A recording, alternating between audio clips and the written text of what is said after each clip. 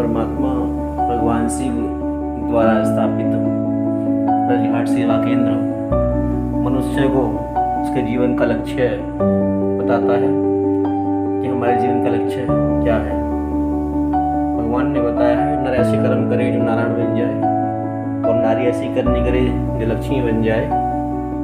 इस लक्ष्य को बताते हुए भगवान ने कहा कि जब हम इस धरती पर आए हुए हैं तो हमें ये अवश्य पता होना चाहिए कि हमारे जीवन का वास्तव में लक्ष्य क्या है, हम कौन हैं, कहाँ से आए हैं, यहाँ परमपिता परमात्मा ने हमें क्यों भेजा है। ये जानकारी यहाँ ब्रजघाट सेवा केंद्र पर दी जा रही है, बल्कि ब्रह्मा कुमारी के हर सेंटर्स पर ये परिचय सभी आत्माओं को दिया जाता है। और ये सेवा केंद्र जो अभी आप देख रहे हैं, ये ब्रजघाट स्थित गंगा नगरी की तट पर बना हुआ है, गंगा जी की पावन स्थल पर बना हुआ है ये सेवा केंद्र, जो सभी गंगा प्रेमियों का हार्दिक स्वागत और अभिनंदन करता है। यहाँ पर ये एक ध्यान का कक्ष बना हुआ है, इसमें बैठकर सभी आने जाने वाले श्रद्धालुगण और इसे जुड़े हुए सभी सदस्यगण ध्यान योग करते हैं। ये ध्यान योग का कमरा ध्यान के लिए बना हुआ है और ये एक छोटा क्लासरूम है, इसमें बैठकर सभी मूल्य श्रवण करते हैं। परमपिता परमात्मा की याद में रहकर सभी इस सेवा केंद्र का लाभ ले रहे हैं। यहाँ इसके माध्यम से परमपिता परमात्मा ने बताया है कि किस प्रकार से हम अपने जीवन को कृतार्थ कर सकते हैं इस ज्ञान के द्वारा। जो पहले चैप्टर में बताया था कि हम कौन हैं, कहाँ से आए हैं, कहाँ हमको जाना है, ये परिचय देते हुए पहले चैप्टर में बताया था। अभी हम दूसरा चैप्टर शुरू कर रहे हैं और इसमें बताया गया है कि मनुष्य जीवन का लक्ष्य क्या है। वास्तव में मनुष्य जीवन का लक्ष्य है, नर ऐसे कर्म करे जो नारायण बन जाए और नारी ऐसी करनी लक्ष्मी बन जाए। ये परिचय स्वयं भगवान धरती पर आकर हम सभी आत्माओं को इस समय दे रहे हैं। दूसरा कि हम सभी आत्माओं के पिता परमपिता परमात्मा जो इस समय धरती पर आकर के सद्धर्म की स्थापना और पुरानी दुनिया का विनाश कराते हैं। जितने भी धर्म की आत्माएं हैं, सभी ने परमपिता परमात्मा को एक निराकार स्वरूप में, एक ज्योति बिंदु स्वरूप में ही माना है, दिखाया है। सिख धर्म के प्रवर्तक हैं गुरु नानक जी, उन्होंने भी कहा है कि एक ओंकार निराकार परमात्मा एक निराकार है, शिव भगवान भी निराकार है। और क्रिश्चियन धर्म के जो स्थापक हैं उन्होंने भी कहा है कि भगवान एक प्रकाश स्वरूप है, गॉड इज लाइट है। जापान के लोग भी इसी आकार पर ध्यान करते हैं, निराकार परमात्मा के इसी स्मृति चिन्ह को मानकर उनका धन्यवाद करते हैं। तो उन्होंने परमात्मा के निराकार स्वरूप को ही माना है। संघ अस्वत मक्का में भी मोमडन भाई लोग जो कुछ करने आते हैं वही परमात्मा के निराकार रूप को ही मानते हैं और नाम देते हैं खुदा। खुदा मतलब जो खुद धरती पर आए वो खुदा को इस रूप में मानकर उसका धन्यवाद करते हैं। वो भी एक ज्योति बिंदु आकार का ही स्मृति चिन्ह बनाया हुआ है। पशुपतिनाथ नेपाल में, सोमनाथ में, अमरनाथ में परमात्मा के निराकार स्वरूप की पूजा होती है। और जहाँ पे हम जाते हैं अमरनाथ में परमात्मा के दर्शन करने के लिए, वहीं परमात्मा के इस निराकार स्वरूप की पूजा है। प्राय सभी धर्मों के लोग परमात्मा को निराकार अर्थात अशरीरी मानते हैं। शिवलिंग ज्योतिर्बिंदु परमात्मा की यादगार भारत के कोने कोने में तथा भिन्न भिन्न देशों में पाई जाती है। परमात्मा शिव ही हम सर्वात्माओं के परम पिता, परम शिक्षक और परम सद्गुरु हैं। अतः निराकार ज्योति बिंदु स्वरूप परम पिता परमात्मा शिव को याद करने से ही हम पापों से मुक्त हो सकते हैं। जब हम सभी आत्माएं इस धरती पर आती हैं तो हम सभी आत्माओं को सच्चा ज्ञान देने के लिए निराकार परमपिता परमात्मा स्वयं भगवान इस समय धरती पर आकर के सब धर्म की स्थापना प्राणी का विनाश कराते हैं। तो उनके आने का भी एक समय है कि भगवान धरती पर कब आते हैं। भगवान के आने का समय है जब संसार में धर्म की अति गिलानी हो जाती है, तब भगवान स्वयं धरती पर आते हैं धर्म की स्थापना करने के लिए।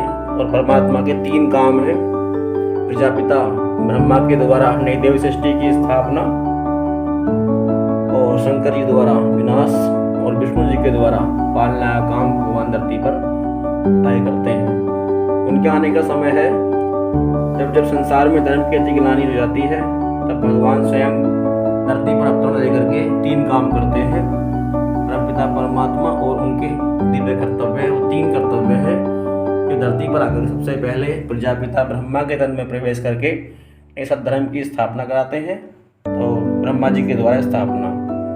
और कलयुग के लास्ट चरण में आते हैं, और कलयुग के लास्ट की 5 निशानियां बताई हैं। सबसे पहले है गाय विष्ठा खाएगी, अन्न मुड़ियों में बिकेगा, कन्याएं वर मांगेंगी, आपसी रिश्तों में मधुर स्वभाव नहीं होगा, और रामचंद्र कहेंगे सिया से ऐसा कलयुग आएगा, अंश सोए दाना बनकर कौवा मोती खाएगा। तो ये निशानियां इस समय चल रही हैं, और भगवान इस समय धरती पर आकर के प्रजापिता ब्रह्मा के तन में प्रवेश करके नई दुनिया की स्थापना काम करा रहे हैं। उसी दुनिया की पालना जो होगी वो विष्णु जी के द्वारा होती है। विष्णु जी के 4 हाथ दिखाए हैं, इनके शंख है, चक्र है, गदा है और पुष्प है, साथ ही 4 अलंकार हैं, और ये सब एक गुणों का प्रतीक है, 4 गुणों का प्रतीक है ये सब अलंकार। इसमें 2 हाथ लक्ष्मी के हैं, 2 हाथ नारायण के हैं, दोनों का कंबाइंड स्वरूप विष्णु स्वरूप आके बनता है। फिर हम सभी आत्माओं के पिता निराकार भगवान शिव ज्योति बिंदु स्वरूप हैं, जो गुणों के भंडार हैं। उनके मुख्य गुण यहाँ दिखाए गए हैं। वो शांति के सागर हैं, सुख के सागर हैं, आनंद के सागर हैं, प्रेम के सागर हैं, सृष्टि के आदि मदन के ज्ञाता हैं, निराकार हैं, बिंदु रूप है और ज्योति स्वरूप है, और कण के समान परमपिता परमात्मा है। कण कण में भगवान नाव करके कण के समान परमपिता परमात्मा है, और परमपिता परमात्मा भगवान प्रजापिता ब्रह्मा के तन में प्रवेश करके नई दुनिया की स्थापना और प्राणी का परिवर्तन करा रहे हैं।